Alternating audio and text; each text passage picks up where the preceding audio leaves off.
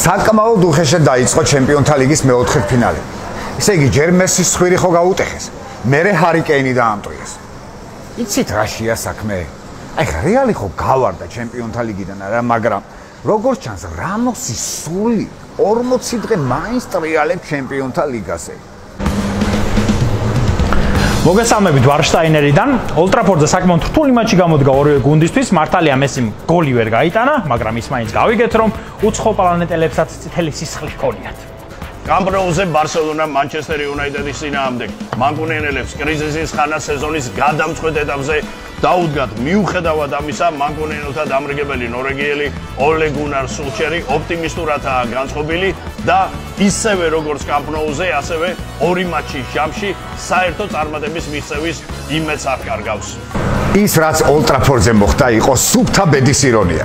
სტადიონზე მისულმა გულშემატკივარმა საფეხბურთო შოუს მაგივრად იხილა ლუკ შოუს ავტოგოლი. მაგრამ მანჩესტერის გულშემატკივრები ამბობენ, რომ კამპ ნოუზე ბალანსი აღდგებაო. ავტოგოლს გაიტანს ბუსკეციო და ბარსას შერჩება ბუსკვერცხიო. მანჩესტერელები ოლდ ტრაფორდზე თამაშს დიდი იმედებით ელოდნენ, თუმცა ყველაფერი ძალიან სევდიანად დასრულდა. ნახოთ ვიდეო.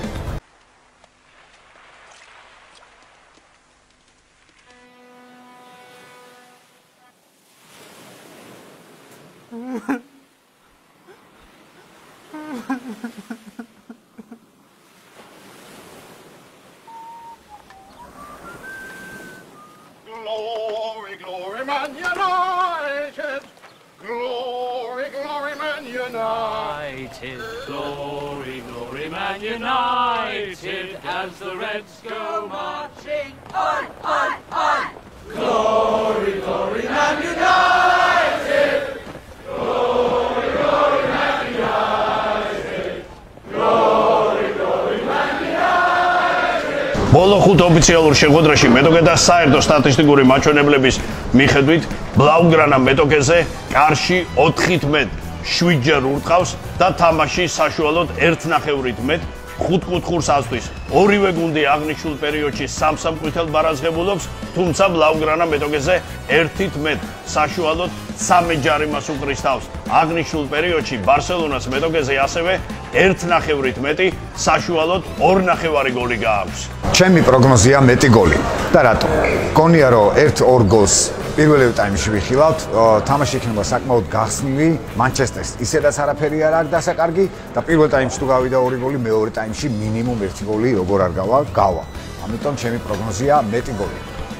ჩემი პროგნოზია მეორე გუნდი, ანუ მანჩესტერი გაიტანს გოლს.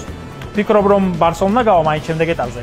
თუმცა იუნაიტედი შეეცდება რომ თავის ერთ გულშემატკივარს იმედები არ გაუცრუოს, ბოლომდე ითამაშოს, ბოლომდე დაიხარჯოს, თავის შეაკავას და 1 გოლი მაინც გაიტანოს. ოღონდ არა ავტოგოლი, ნამდვილი გოლი. ამიტომ მეორე გუნდი გაიტანს გოლს. ლიდერბეტის მოცემული ვრცელი პროგრამი და სხვათა შორის დიდი სიმხილით შევარჩიე პოზიცია 1x და 4.5-ზე ნაკლები. მანჩესტერ იუნაიტედის დიდი პატივისცემის მიუხედავად მიმაჩნია, რომ ამ ფორმაციის მანკუნიენელებს კამპ ნოუზე წარმატების დიდი შანსი მაინც და მაინც არ ექნებათ. ბლაუგრანა ვფიქრობ ჩვეულ ტიკი-ტაკის მიმართავს, ხოლო სულშერის ბიჭები კი უმეტესად აქცენტს დაცვითი ხაზის მოწესრიგებაზე გააკეთებენ და წარმატების მიღწევას იშვიათ კონტრშეტევებზე ეცდებიან.